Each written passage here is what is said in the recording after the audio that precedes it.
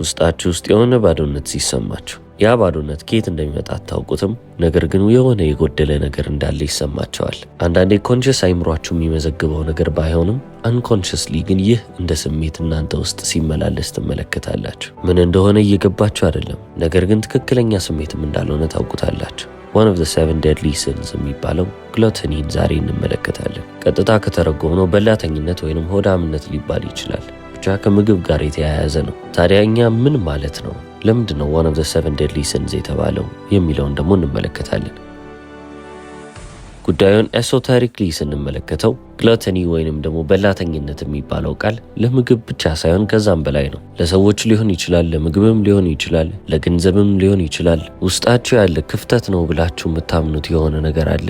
ያቺን ክፍተት የሚሞላላችሁን ማንኛውንም ነገር እየተጠቀማችሁ ትመጣላችሁ። ኤክስተርናል የሆነ ውጫዊ የሆነ ነገር የእናንተን ውስጥ እንዲሞላላችሁ እየጠበቃችሁ ነው ማለት ነው። ታዲያ ሁላችሁም እንደምትገምቱት በጣም ግልጽ የሆነ መልስ አለን። ውስጣዊ ክፍተትን በውጫዊ ነገር ምንም ያህል ብትሞክሩ ልትደፍኑት ወይንም ደግሞ ልትሞሉት አትችሉ። ብዙ ጊዜ የሰው ልጅ ሱሰኛ ሆኖ የሚቀረው ለምንድን ነው? ለመጠጥም ሆነ ለእጽ ወይንም ደግሞ ለድራግ ራሳቸውን እየሰጡ ዘላለማቸውን በዛ ውስጥ ታስረው የሚቀሩት ለምንድን ነው? ያ ነገር ውስጣቸው ያለውን ክፍተት የሚሞላላቸው ስለሚመስላቸው እኮ ነው። ውስጡ ሙሉ የተባለ ሰው ቁጭ ብሎ ሲቅም ወይንም ሲያጨስ አሊያም ደግሞ የምንም ነገር ሱሰኛ ሆኖ አይገኝም፣ የስልኩም ቢሆን።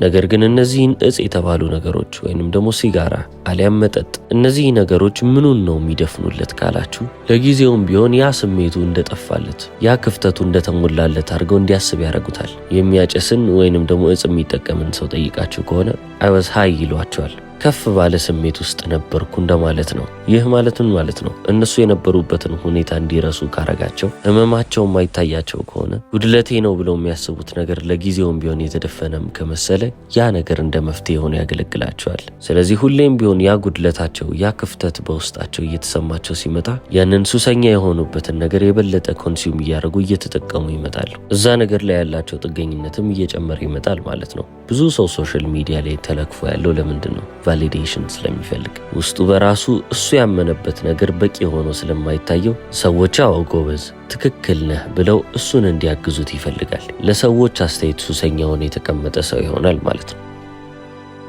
ታዲያ አሁን ይሄንን በደንብ መረዳትና ማወቅ ይገባቸዋል። ውጫዊ የሆነ ችግር በውጫዊ ነገር ሊፈታ ይችላል። ውስጣዊ የሆነ ነገር ግን ሁሌም ቢሆን በውስጣዊ ነገር ብቻ ነው ሊፈታ የሚችለው። ውጫዊ ነገር የውስጣዊ ችግርን በፍጹም ሊፈታላችሁ አይችልም። ስለዚህ ውስጣችሁን ያለውን ክፍተት ወይንም ደግሞ ባዶ ቦታ፣ ያላያችሁትን ጉድለት እንዴት ነው ማግኘት የምትችሉት? ከፍላጎቶቻችሁ ትጀምራላችሁ። እፈልገዋለሁ ብላችሁ የምታስቧቸው ነገሮች ምንድን ናቸው? ምናልባት የምትወዱት ሰው አለ፣ አሊያም ደግሞ ማግኘት የምትፈልጉት ገንዘብ አለ፣ ማግኘት የምትፈልጉት የሥራ እድገት አለ። እነዛ ነገሮች እንዳለ የእናንተ ፍላጎቶች ናቸው። ታዲያ እነዛ ነገሮች ለእናንተ ባይሳካላችሁ፣ የእነዛ ነገሮች አለመኖር እናንተን አሁን ካላችሁበት ዝቅ ያለ ቦታ ላይ የሚያስቀምጣችሁ ከሆነ ያ ቮይድ ብለን የምንጠራውን ክፍተት እየፈጠረ ይመጣል ማለት ነው። ስለዚህ ያንን ነገር ማጣታችሁ ወይንም ደግሞ ያንን ነገር አለማግኘታችሁ በውስጣችሁ ውስጥ የሚፈጥረው ስሜት ለእጦታችሁ ምክንያት እየሆነባችሁ ነው የሚሄደው እንጂ እናንተን በጥሩ መንገድ ምንም ሊያገለግላችሁ አይችልም።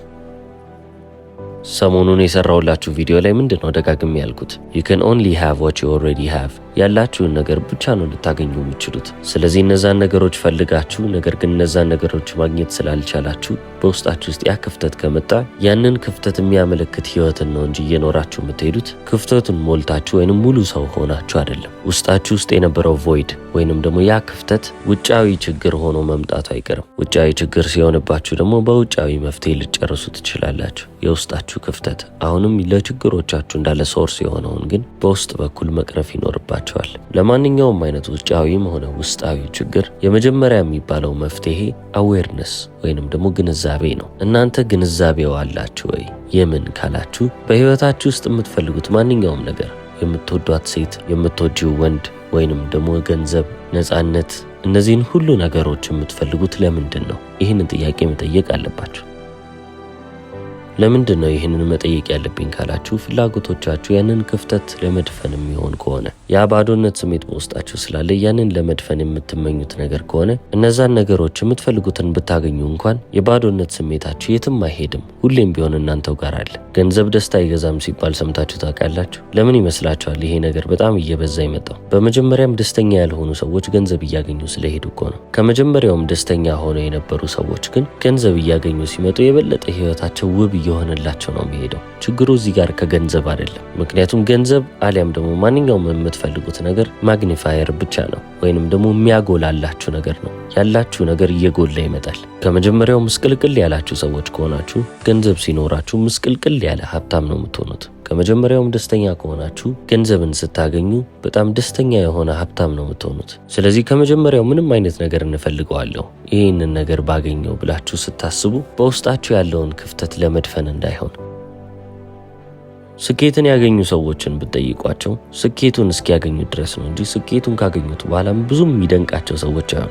ያንን ነገር እስክታሳኩት ድረስ ታሳድዱት ይሆናል እንጂ ካሳደዳችሁት በኋላ የሆነ የባዶነት ስሜት አለው። ስላሳካችሁት ደስ ይላችኋል እኮ፣ ነገር ግን ከዛ በላይ የሆነ የምንጠብቀው ስሜት አለ መሰለኝ። ያንን ስሜት ሳናገኘው እንቀራለን። ያ ነገር ደግሞ በባዶነት ይተካል። ያን ያህል የሚበጠብጠን ስሜት ላይሆን ይችላል። ነገር ግን አንድን ነገር እንገነዘባለን። ለካ ይሄን ያህል ጊዜ ስፈልገው የነበረው ነገር ይሄን ያህል ጠቃሚ አልነበረም ብላችሁ ታስባላችሁ። ስለዚህ ባካችሁ ምንም አይነት የምታዘገዩት ነገር ካለ ያንን ነገር ከማዘግየት ተቆጠቡ። ሳገባ ደስተኛ ሆናለሁ ካላችሁ ደስታችሁን እያዘገያችሁት ነው። ለምን? ለማግባት ብቻ ብላችሁ። ስታገቡም ደግሞ ደስታው አይኖርም። ስታገቡ ወይንም ትዳር ሲኖራችሁ ደስታው የሚመጣው መጀመሪያ ደስታው እናንተ ጋር ሲገኝ ነው። አሁን ግን ለእናንተ ደስታ ሌላን ሰው ሬስፖንሲብል እያደረጋችሁ ነው። ወይንም ደግሞ ያ ሰው መጥቶ ይህንን እኔ ውስጥ የጎደለውን ፊሊንግ ይጨምርልኛል እያላችሁ ነው። እንደዛ ደግሞ በፍጹም አይሆንም። እያንዳንዱ ሰው ለራሱ ደስታ ራሱን ተጠያቂ ማድረግ አለበት። ሌላ ሰው ላይ ካለ ጥፋቱ የሱ ነው። ስለዚህ አሁን ይሄ ግላተኒ የተባለውን ሲን በላተኝነት በሚባል ቃል የሚታወቀውን ነገር ግን ከምግብም ውጪ በምንም በህይወታችን አስፔክት ውስጥ የምናገኘውን ነገር እንዴት ነው ራሳችን ማስተካከል የምንችለው? ያንን ኢንተርናል ቮይድ ወይንም ውስጣዊ ክፍተቱን ውስጣዊ በሆነ መንገድ ራሳችን በመሙላት ይህንንም የምታረጉበት ብቸኛው መንገድ ቮይድ የተባለው ወይንም ክፍተት የተባለው ነገር በመጀመሪያ ምን እንደሆነ ያወቃችሁ ጊዜ ነው። ያ ቮይድ የቱ ጋር እንዳለ ታውቃላችሁ፣ በምን ምክንያት እንደመጣ ታውቃላችሁ። ከዛ በኋላ ኤነርጄቲክ ፖላሪቲውን መፈለግ ነው። ለምሳሌ የምትፈልጉት የሆነ ነገር ካለ ያንን ነገር ለምን እየፈለጋችሁት እንደሆነ ስታውቁ፣ ማለትም ደግሞ ይህንን ነገር ለመሙላት ብላችሁ ካሰባችሁ ስራችሁ የሚጀምረው እዛው ጋር ነው። የሚሰማችሁ ስሜት ይሄ ነገር ከመጣ በኋላ እንዲሆናለው የሚል ነው። ስለዚህ ያ ደግሞ እውነት አይደለም ተባብለናል። የውሃን ምሳሌ ሰጥቻቸዋለሁ። ከበረዶነት ወደ ጋዝነት መለወጥ ይችላል። ይህ ማለት ሶስቱም የተለያዩ ነገሮች ናቸው። ውሃውም፣ በረዶውም፣ ጋዙም ወይንም ደግሞ የተነነውም ስቲምም የተለያዩ ነገሮች ናቸው ማለት ግን አይቻልም። ሶስቱም በተመሳሳይ ኤነርጂ ላይ ሆነው ግን የተለያየ ቫይብራቶሪ ሬት ስላላቸው ነው የተለያየ አውትካም ወይንም ውጤት ይዘው የመጡት። ስለዚህ እናንተም የምትፈልጉትን ነገር በውስጣዊ መንገድ ኤክስፒሪየንስ እያረጋችሁ መሄድ አለባችሁ ማለት ነው። ኤክስፒሪየንስ የምታረጉትም ደግሞ በስሜት ደረጃ ይሆናል። ያንን ነገር ብታገኙ እንዴት ትሆኑ ነበረ? እንዴት አይነት ስሜት ይሰማችሁ ነበር? ይህንን ኤክስፒሪየንስ ነው በውስጣችሁ ውስጥ ልታስቀሩት የሚገባው። ምክንያቱም እናንተ የምትፈልጉት በጣም ቆንጆ የምትባል ሴት ከሆነ ወይንም ደግሞ መልከ መልካም የሚባልም ወንድ ከሆነ በገንዘብ ህይወታችሁ ውስጥም ሀብታም መሆንን ከፈለጋችሁ ማለትም ብዙ ገንዘብ እየሰራችሁ መሄድን ብትፈልጉ የፈለጋችሁት ነገር እነዚህን ነገሮች አይደለም። ነገር ግን እነዚህ ነገሮች ወደ ህይወታችሁ ይዘውላችሁ የሚመጡ ነገሮች አሉ ብላችሁ ታምናላችሁ። ያንን ስሜት ነው እያባረራችሁ ያላችሁት።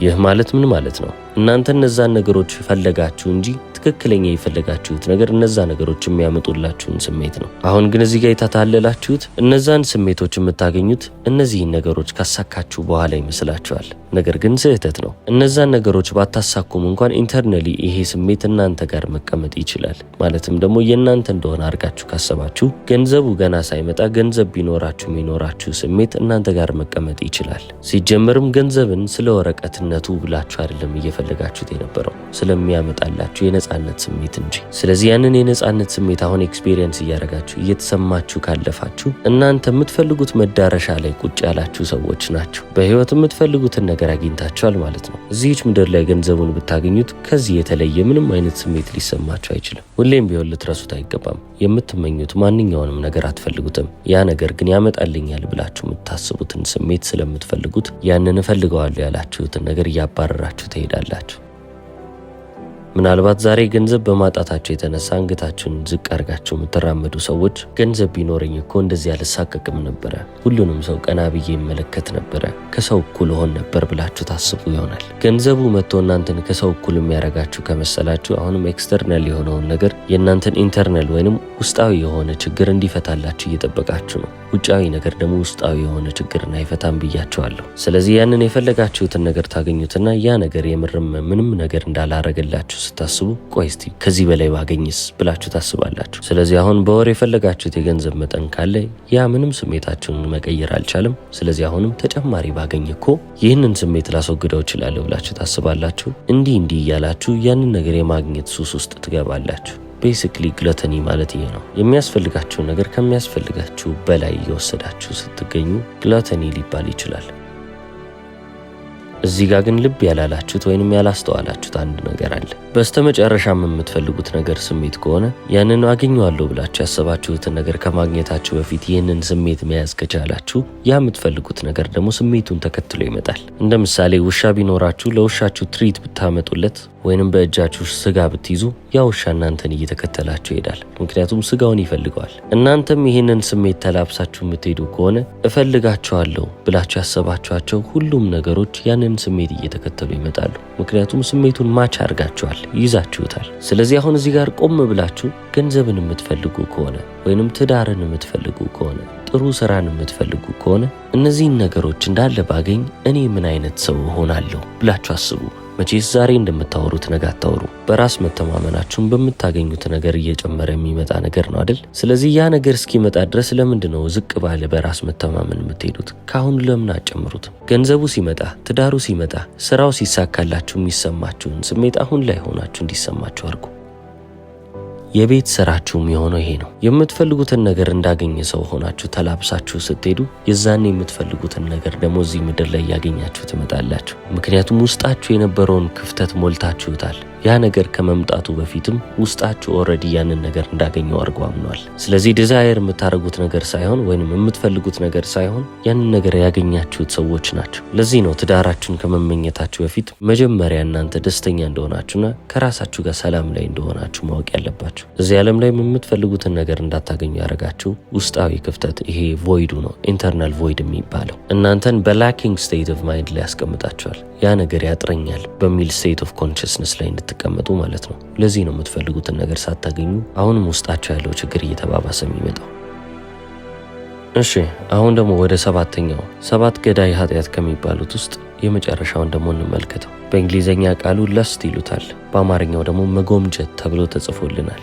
ለስት የሚባለውን ቃል ስንሰማ ብዙ ጊዜ ሴክሹዋል ከሆነ ነገር ጋር እናገናኘዋለን፣ ወይንም አትራክሽን፣ መማረክን፣ መሳብን ብለንም ማሰብ እንችላለን። አሁን እስካሁን በዚህ ቪዲዮ ውስጥ ያልኩትን ነገር አሁንም ልደግምላችሁ ነው፣ ምክንያቱም አስፈላጊ ስለሆነ።